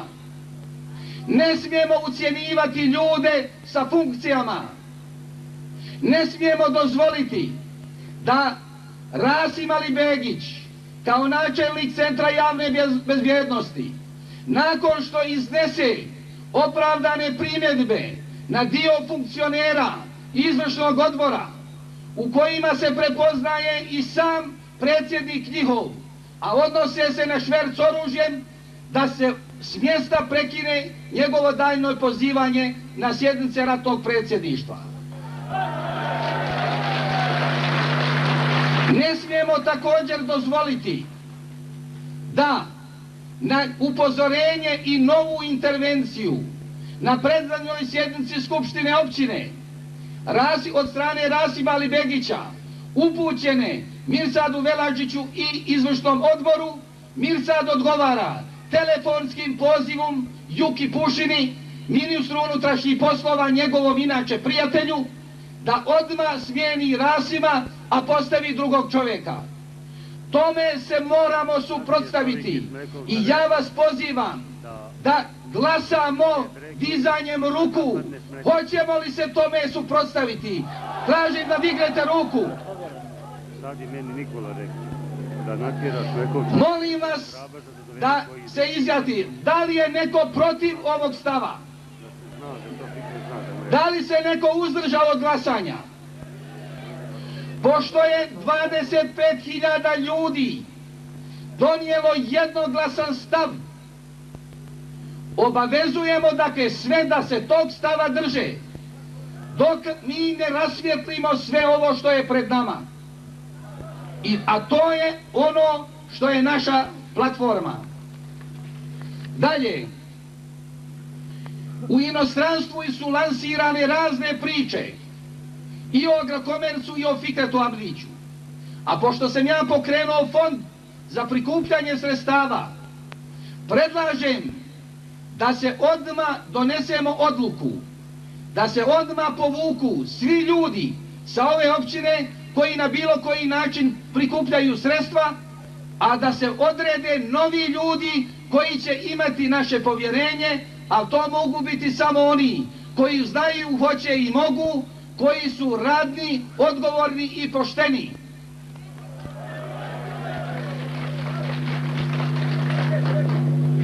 Će biti problema da ove buče nama ove svoje da ulačivamo kao. Dalje, predlažem da sa ovog veličanstvenog skupa uputimo prijedlog općinama Cazin, Bihać i Bosanska Krupa, da i oni donesu takvu odluku, da se svi ljudi, a nije oko 500 širom Evrope koji prikupljaju pomoć, vrate odmah nazad i uključe, bilo to u proizvodnju, bilo to u oružanu borbu ili na bilo koji način u stvaranje dobra ovim ljudima, a da njih zamijene ljudi koji će biti u stanju da promovišu naš rad, naše poštenje i naš odnos prema ovoj surovoj stvarnosti. I na kraju predlažem da uputimo prijedlog komandi 5. korpusa, i to hitan, da se oslobodi svi uticaja koji se na njih vrše, da bi u toku ako se vrše, i da se prvo izjasne da li se vrše, i ako se vrše da se oslobodi tih pritisaka, da u toku skupština, kao što je bila predzadnja, da u toku držanja ovog zbora i drugih zborova provode neke aktivnosti koje imaju intonaciju zadavanja indirektnog straha građanima.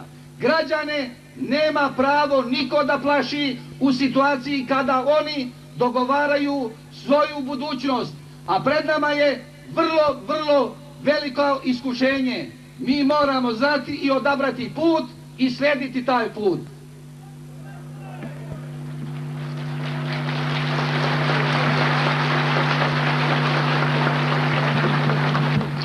Mujić vas je obavijestio da sam 26. augusta smijenjen kao generalni direktor odlukom ratnog predsjedništva, i to na dan kada sam trebao doći. Budite uvjereni da me to nije zbunilo.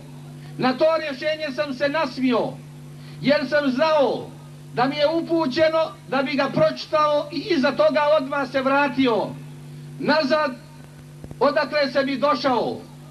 Vrlo dobro ja znam svoju ulogu i zadatke, imam osjećaj i intuiciju šta vi od mene tražite. Ja sam znao i zapravo predosjećao, a sada sam se uvjerio da imam vašu ogromnu podršku i budite uvjereni da ću tu podršku znati cijeniti, i to poštenim radom i odanim radom vama i vašima. Hvala vam na pažnji.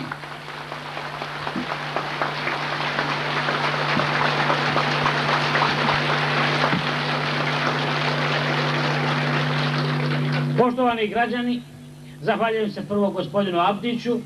Poštovani građani, budući da smo iscrpili dnevni red, predlažem da... Odustane ovi diskusije, drugi su... Nema više diskutanata prijavljeni. Budući da se više niko nije prijavio za diskusiju po ovoj tačci dnevnog reda,